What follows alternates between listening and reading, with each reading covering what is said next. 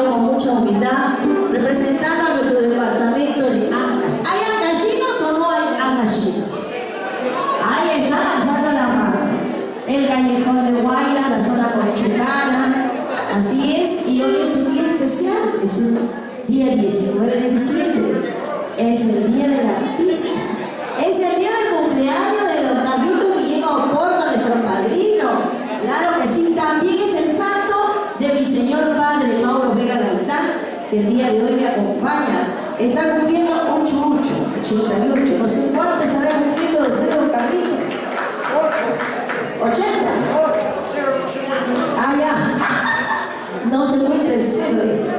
¿No? Y si estuviera también físicamente, Pastorita Bonacina. También es su cumpleaños el día de hoy, así que fuerte los aplausos para los que están vivos y para también nuestra Pastorita y con el día del artista.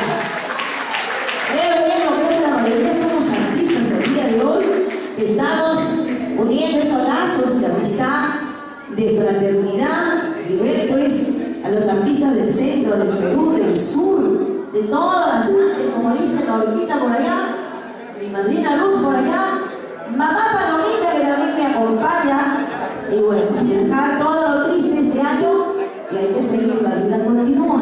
Así es, amigos. Haciendo música gallina la ley, por favor, hágase más picadito, por favor.